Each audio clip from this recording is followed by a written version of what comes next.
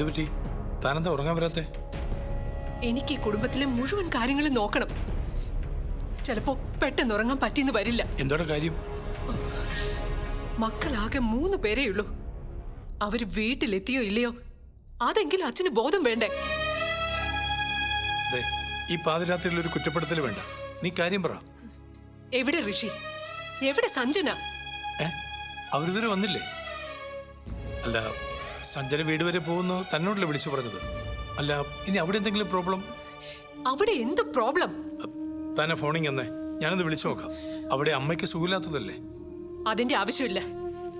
സഞ്ജന വിളിച്ചിരുന്നു, എന്നെയല്ല, കൊട്ടാരമുറ്റത്തെ രംഭയെ. കാര്യം വിശേഷമാണ്. ഋഷിയെ കാണുന്നില്ലെന്ന് പറയാൻ. എന്ത്? മനസ്സിലായില്ലേ നിങ്ങൾക്ക്? ഋഷി അവളുടെ കൂടെ ഇല്ല. അവൻ അവളുടെ വീട്ടിലും പോയിട്ടില്ല. പിന്നെ എവിടെയാ? അത് അറിഞ്ഞ നിമിഷം മുതൽ ഞാൻ ഫോണിൽ ട്രൈ ചെയ്യാ, കിട്ടുന്നില്ല. താൻ വരുണിനോട് പറഞ്ഞു? ബിസിനസ് മീറ്റിന് പോയ അവനെ വിളിച്ചു പറയാൻ പറ്റിയ കാര്യമാണോ ഇത്? പിന്നെ നമ്മൾ ജീവിച്ചിരിക്കുന്നത് എന്തിനാ?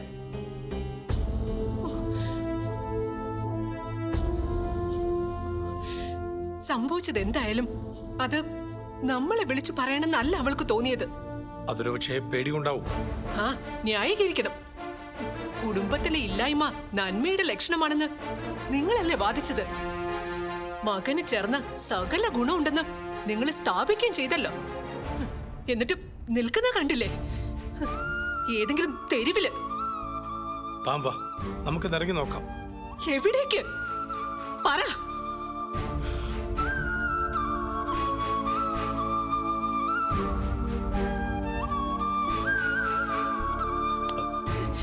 ഋഷി അവൾക്ക് കൊടുക്കുന്ന പരിഗണനയാ എല്ലാത്തിനും കാരണം. ഋഷി വിശേഷ് എന്ത് പരിഗണന കൊടുത്തുന്നാ? അഥവാ അല്പം പരിഗണന കൊടുത്താൽ തന്നെ അവന്റെ എടുത്തിയല്ലേ? ഒരു കാര്യം ചെയ്യാം, ഈ കാര്യം നമുക്ക് ഏതെങ്കിലും തെരുവിൽ ചെന്ന് നിന്ന് സംസാരിക്കാം. കാരണം ഇത് നമ്മുടെ കുടുംബത്തിൽ മാത്രം ഒതുങ്ങേണ്ട ഒരു പ്രോബ്ലം അല്ല. മരുമകൾ ഇപ്പൊ ഏറ്റെടുത്തിരിക്കുന്നതും കൈകാര്യം ചെയ്യുന്നതും വലിയ സാമൂഹ്യ പ്രശ്നമല്ലേ? ഒന്ന് നിർത്തണം. എന്ത് സംഭവിച്ചാലും അതിന്റെ പേരിൽ ഒരാളെ കുറ്റപ്പെടുത്താനാണെങ്കിൽ താൻ ഹാപ്പിയാണ്.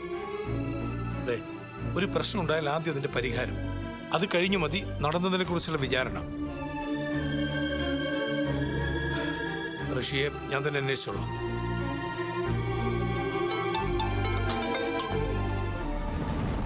ഹലോ സഞ്ജന, നീ എവിടെയാ? നോ, ഒന്നും എനിക്ക് കേൾക്കണ്ട. വിതിൻ 5 minutes നീ വീട്ടിലെത്തിയിരിക്കണം. ഇപ്പൊ തോന്നി വിളിക്കാൻ. കാര്യങ്ങൾ കയ്യിൽ നിൽക്കില്ല എന്ന് പൂർണ്ണ ബോധ്യം വന്നപ്പോ. അല്ല, അവരെങ്ങനെ വരും? എന്തായാലും ശേഖർ പോണ്ട. രാത്രിയിൽ തെരുവിൽ തനിച്ചു നിൽക്കാൻ പേടിയില്ലാത്തവൾക്ക് തനിച്ച് വീട്ടിലേക്കും വരാം.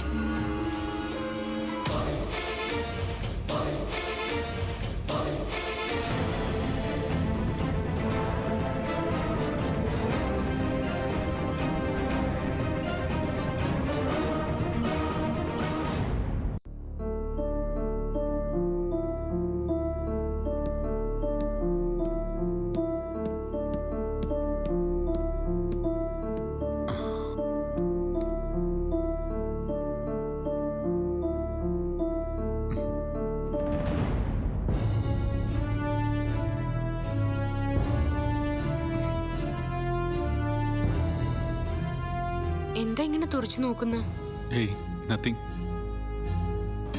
എനിക്ക് ഉറക്കം വരുന്നുണ്ട്. വേണമെങ്കിലേ മുറിയില്. അല്ല, ഒറ്റയ്ക്കിരിക്കണ്ടെന്നേ ഞാൻ ഉദ്ദേശിച്ചുള്ളൂ. താൻ പോയി മുറി കിടന്നോ, ഞാൻ പുറത്തിരുന്നോളാം. എടോ, ഞാൻ മിണ്ടില്ല, തന്നെ ശല്യപ്പെടുത്തിയില്ല. പുറത്ത് ഞാനുണ്ടെന്ന ധൈര്യത്തിൽ താൻ പോയി കിടന്നോ. എന്താ ഉദ്ദേശം? എനിക്ക് ഉറങ്ങാൻ കാവൽക്കാരന്റെ ആവശ്യമൊന്നുമില്ല. ആവശ്യമില്ലാത്ത ഒരാളെ കാണാൻ വന്നിട്ട് കുടുങ്ങിയതും പോരാ, എന്നിട്ട് പിന്നെ നേരം വെളുത്താ നിങ്ങൾക്കൊരു ബുദ്ധിമുട്ടുമില്ല. ഒരു പെണ്ണിന്റെ കൂടെ തങ്ങിയതിന്റെ പേരിൽ ചിലരൊക്കെ കേമനാണെന്ന് പറഞ്ഞെന്നും വരും. എന്റെ അവസ്ഥയോ ചിന്തിച്ചോ? അത് ഹോസ്റ്റല്, കോളേജ്, നാട്ടുകാര്, ആരോടൊക്കെയാ ഞാൻ പറഞ്ഞു നിൽക്കുക? എടോ, മിണ്ടരുത്. മുറിക്ക് പുറത്തിരിക്കാനോ സംസാരിക്കാനോ സാറ് മുകളിലേക്ക് വരണ്ട. എന്നെ തനിച്ച് വിട്ടില്ലെങ്കിൽ എന്നെ കരുതി കൂട്ടി ട്രാപ്പ് ചെയ്തതാണെന്ന് ഞാൻ എല്ലാവരോടും പറയും. മര്യാദയ്ക്ക് ഞാൻ പറഞ്ഞതനുസരിച്ചാ മതി. മുകളിലെ ഞാൻ തനിച്ച് മതി. ചെല്ല്. ഇപ്പോ ഞാൻ ഇങ്ങനെ ആകാതെ പറ്റില്ല. സാഹചര്യം നല്ലതല്ല.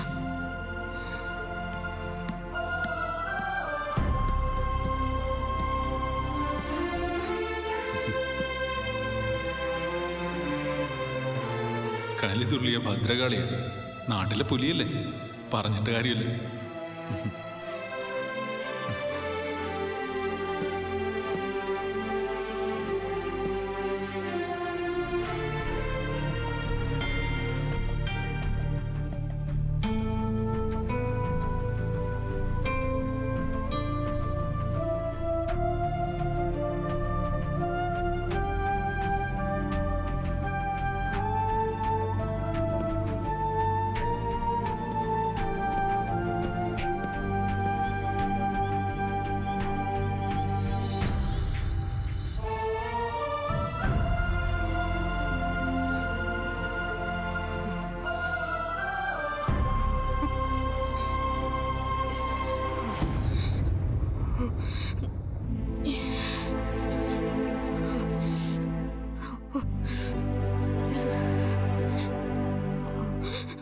കവനി, കവനി, കവനി.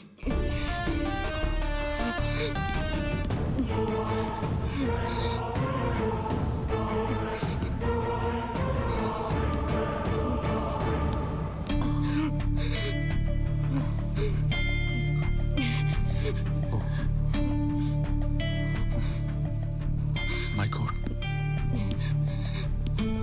കവനി.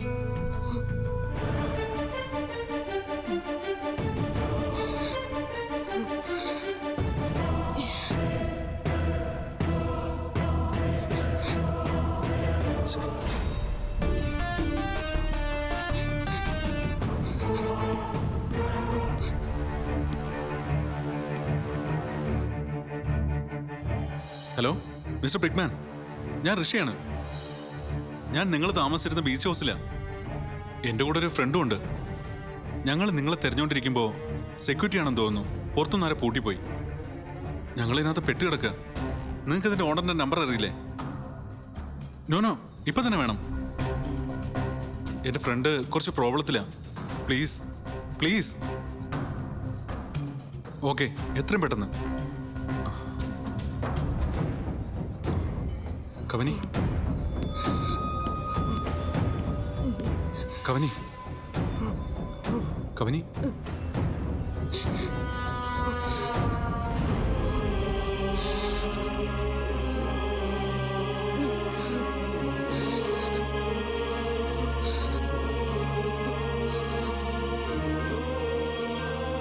കവനി,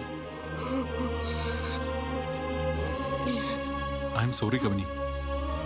എൻ്റെ ഒരു കുസൃതിയാണ് കാര്യങ്ങൾ ഇവിടെ വരെ എത്തിച്ചത്. I am sorry. Sorry.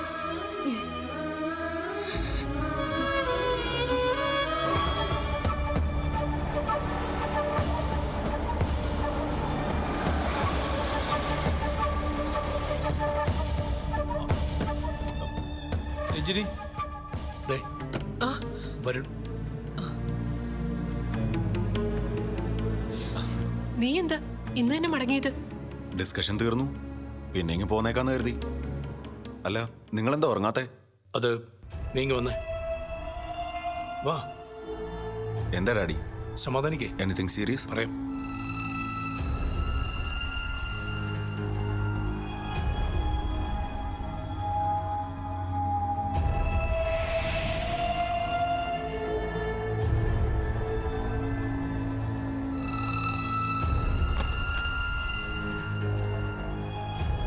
Mummy, അവളിപ്പോ വരും.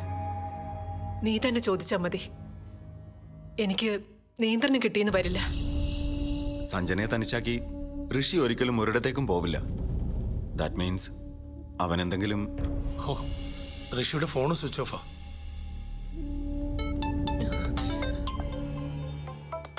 രംഭയാ, ഇനിയിപ്പോ മേനകയും ഉർവശിയും ഒക്കെ മാറി മാറി വിളിക്കും. എങ്കിലല്ലേ ഋഷിയോടുള്ള സ്നേഹം നമ്മുടെ മുമ്പിൽ വിളമ്പാൻ പറ്റൂ.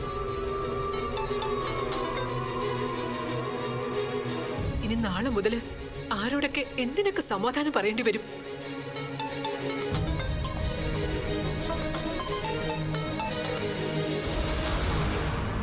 ഹലോ ആന്റി, രംഭയാണ്. എന്താ? ടെൻഷൻ കൊണ്ട് എനിക്ക് ഉറങ്ങാൻ പോലും പറ്റുന്നില്ല. അത് നീ നിന്റെ അമ്മയോടാ പറയേണ്ടത്, എന്നോടല്ല. ഋഷി എവിടെയാണെന്ന് അറിഞ്ഞോ? ഞാനും എന്റെ വഴിക്ക് ശ്രമിക്കുന്നുണ്ട്. ആക്ച്വലി എല്ലാത്തിനും കാരണം ആ കബനിയാ. Shut up. എനിക്കിപ്പോ നിന്റെ ഈഗോയും പേഴ്സണൽ റിവഞ്ചും കൈകാര്യം ചെയ്യാനുള്ള സമയമില്ല. ആന്റി, ഇടയ്ക്കിടയ്ക്ക് വിളിച്ച് ബുദ്ധിമുട്ടേണ്ട കാര്യമില്ല. ഋഷി എത്തിയ ഞാൻ തന്നെ പറയാം. Hello hello hello. ഛെ, ഇതിനിടയില അവളുടെ കണക്ക് തീർക്കല്.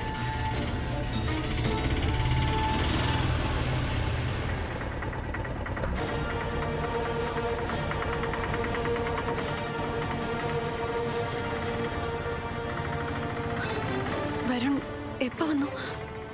തന്നെ കാണാനില്ലെന്ന് അറിഞ്ഞിട്ട് വന്നതാ. പ്രോഗ്രാം എല്ലാം കഴിഞ്ഞോ അതോ തിരിച്ചിനി ഇറങ്ങുന്നുണ്ടോ? വരുൺ, ആരാ താൻ? അവൻ തൻ്റെ അടുത്തുനിന്ന് പോയി എന്നത് സത്യം. ആ നിമിഷം നീ എന്തുകൊണ്ടത് എന്നെയോ അച്ഛനെയോ വിളിച്ചറിയിച്ചില്ല? അത് വരുൺ അച്ഛാ, ഞാൻ കരുതി അവൻ പെട്ടെന്ന് തന്നെ. തെറ്റാ നീ ചെയ്തത്. ആക്ച്വലി നിനക്കെന്ത് ചെയ്യാൻ കഴിയും കരയാനില്ലാതെ? സഞ്ജന, നിങ്ങൾ ഇവിടുന്ന് പോയതിനു ശേഷം എന്താ സംഭവിച്ചത്? നിന്റെ വീട്ടിലേക്ക് പോയിക്കൊണ്ടിരിക്കുകയാണെന്ന് നീ വിളിച്ചു പറഞ്ഞത് എന്നോടാ. പോയോ? പോയോന്ന്? ഇല്ല. എന്തു പറ്റി? സഞ്ജന, കാര്യം പറയ്. ഋഷി ഇപ്പോഴും മിസ്സിംഗ് ആണ്. താൻ പറയുന്ന മറുപടിയിൽ നിന്ന് വേണം അവനെ തിരയാനുള്ള മാർഗം കണ്ടെത്താൻ. പറ. അത് ഞങ്ങള് ബീച്ചില് ഞങ്ങളുടെ കൂടെ വേറെ രണ്ടുപേരും കൂടി ഉണ്ടായിരുന്നു. ആര്? കബനിയും പത്മിനിയും.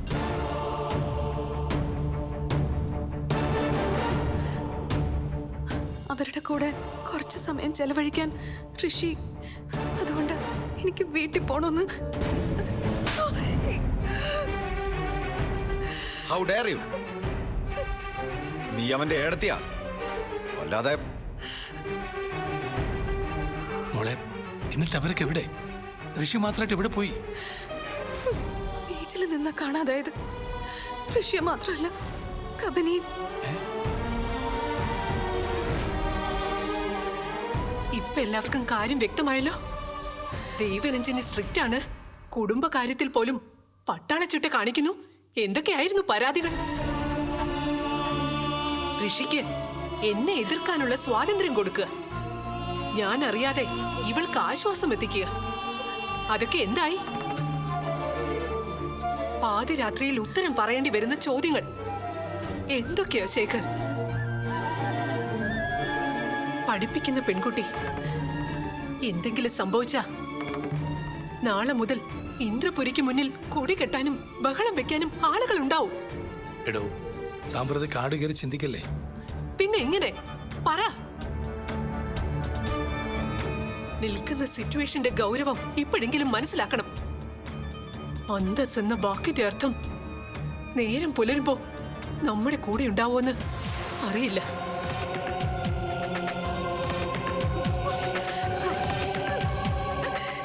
നീ എന്തായാലും മിടിക്കുക. ഞാൻ എന്തെങ്കിലും സ്ഥാനക്കുറവ് കൽപ്പിച്ചിട്ടുണ്ടെങ്കിൽ അത് നീ പിടിച്ചെടുത്തു. ഇനി അതിന് ഒരു പരിഹാരം കൂടി നീ തന്നെ ഏൽക്കണം.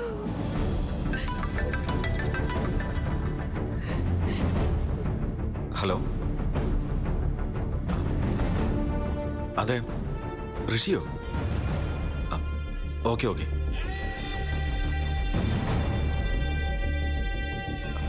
ശംഖുമുഖത്തൊരു ബീച്ച് ഹൗസ് ഉണ്ട്. ഋഷി അതിനകത്ത് കുടുങ്ങിപ്പോയതാ. അതിന്റെ ഓണർ എൻ്റെ ഒരു പരിചയക്കാരനാ. വിവരം അറിഞ്ഞപ്പോൾ വിളിച്ചതാ. അവന് പ്രശ്നമൊന്നുമില്ലല്ലോ? പ്രശ്നമൊന്നുമില്ല. അവൻ തനിച്ചാണോ? അല്ല, അവളും കൂടെയുണ്ട്. നിന്നെ ഇനി വിശേഷിപ്പിക്കേണ്ടത് വേറെ വാക്കില്ല. എന്റെ കുടുംബ ഗൗരവം ഓർത്ത് ഞാനത് ചെയ്യുന്നില്ല. വരുൺ എവിടെയാന്ന് വെച്ചാ പോയി കൂട്ടിക്കൊണ്ട് വാ അവനെ.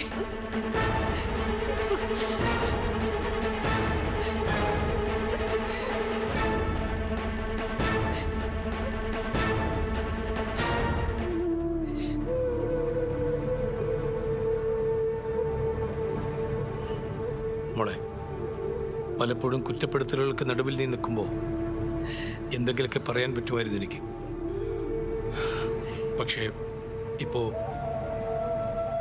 ന്യായീകരണമൊന്നുമില്ല മോളെ. തൽക്കാലം കൂടുതലൊന്നും സംഭവിച്ചിട്ടുണ്ടാവില്ലേ എന്ന് പ്രാർത്ഥിക്കാം.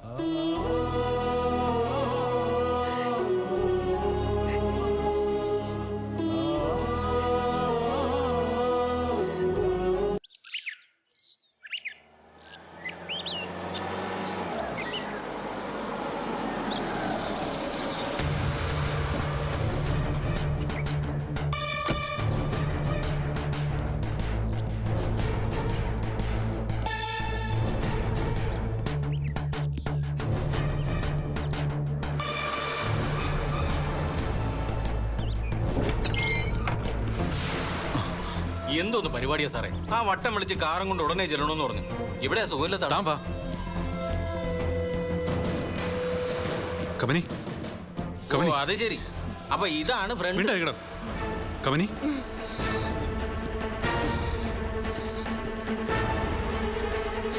കമനി,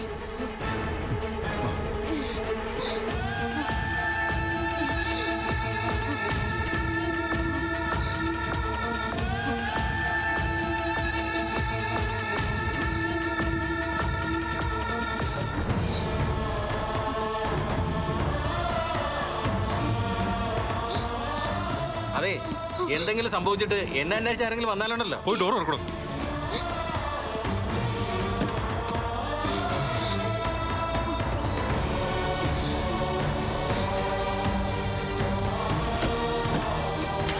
കേട്ടോ?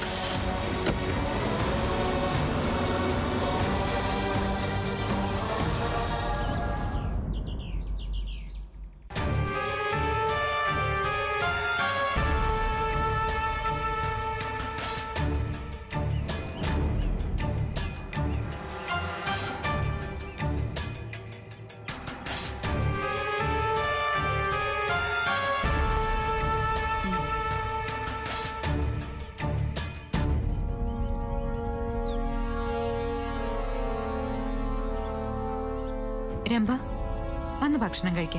വാ. പൊയ്ക്കോ എന്റെ മുമ്പിന്ന്. അതാ രണ്ടാൾക്ക് നല്ലത്. അവൻ അങ്ങനെ എന്തോ കാണിച്ചതിന് നീ ഇങ്ങനെ സ്വയം ടെൻഷൻ അടിക്കുന്ന എന്തിനാ?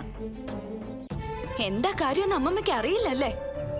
ഒരു രാത്രി അവൾക്കൊപ്പം ഉണ്ടായിരുന്നത് ഋഷിയാ, എന്റെ ഋഷി.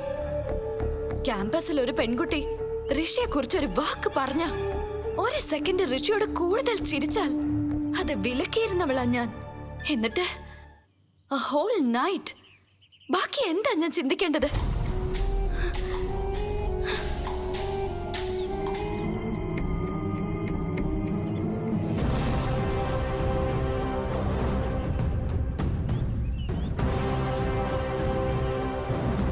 മോളെ, അത് സെക്യൂരിറ്റിക്ക് പറ്റിയൊരു അബദ്ധമാണെന്ന് നമ്മൾ അറിഞ്ഞല്ലോ. പിന്നെന്താ? സംഭവിച്ചത് നമ്മുടെ ആരുടെയും തെറ്റല്ല. നന്നായി. എന്റെ തെറ്റല്ല, മമ്മിയുടെ തെറ്റല്ല, അമ്മമ്മയുടെ തെറ്റല്ല. അപ്പൊ ക്ഷമിക്കണം, സഹിക്കണം, വിഴുങ്ങണം. ഋഷിയുടെ ദേഹത്തല്ല, അറ്റ്ലീസ്റ്റ് അവന്റെ വിരലിൽ പോലും ഇന്നലെ അവൾ തൊട്ടിട്ടുണ്ടെങ്കിൽ പിന്നെ ഞാൻ ജീവിച്ചിരിക്കുന്നത് എന്തിനാ പറ? രംഭ, നോക്ക്, ഞങ്ങളിപ്പോ എന്താ ചെയ്യേണ്ടത്? ആരെയാ വിളിച്ച് വിശദീകരണം ചോദിക്കേണ്ടത്? അവളെയോ അതോ അവനെയോ? ദേഷ്യം കാണിക്കുന്നതും ശബ്ദം ഉയർത്തുന്നതൊക്കെ അവരുടെ മുന്നിൽ മതി. കേട്ടല്ലോ? എന്തിനാ മമ്മി ഇങ്ങനെ നടക്കുന്നത്? പേടിയാണോ? കൊട്ടാരമുറ്റത്ത് പാർവതി അമ്മയെ യജമാനത്തിയായി കണ്ടു തുടങ്ങി അമ്മമ്മ. പറ. താമസിയാതെ ശബ്ദം പൊങ്ങുന്നതിനും അവരെ പേടിച്ച കാല് നക്കുന്നതും കാണേണ്ടി വരുമോ ഞാൻ? മമ്മി എന്താ നിർത്തിയത്? അടിക്ക്, അടിക്കാൻ. എന്റെ നെഞ്ചാ പൊള്ളുന്നത്. അവള് ഋഷിയും കൂടെ ഒറ്റ രാത്രി കൊണ്ട് തകർത്തതിനേക്കാൾ വേദനയുണ്ട് എനിക്ക് മമ്മി അമ്മമ്മ ഇങ്ങനെ പെരുമാറുമ്പോ.